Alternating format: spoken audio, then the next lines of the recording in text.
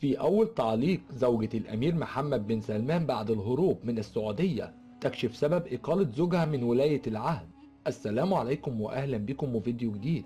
تفاصيل مهمة تعرض لأول مرة، كملوا معانا الفيديو للنهاية. ظهور نادر لزوجة الأمير محمد بن سلمان شاركت الأميرة سارة بنت مشهور بن عبد العزيز زوجة ولي العهد السعودي في فعالية ليالي المشارق الثقافية، والتي احتضنها مركز الملك عبد العزيز بالرياض. ولم تظهر الأميرة سارة كالعادة في أي صور أو فيديوهات، وهو قرار سبق وأعاده الأمير محمد بن سلمان خلال زيارته لفرنسا. وإلى جانب عدد من الأميرات شاركت الأميرة سارة، وهي أيضا ابنة عم ولي العهد، في افتتاح اليوم الأول من الطبعة الثانية للفعالية التي يحتضنها مركز الملك عبد العزيز التاريخي بالرياض.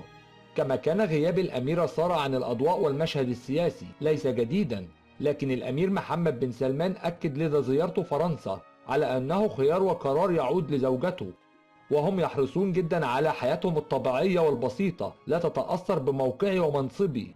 وقال كمان بن سلمان: أنا أريد أحافظ على أبنائي يعيشون في حياة طبيعية بعيدا عن الأضواء، وزوجتي تريد أيضا هذا بالفعل.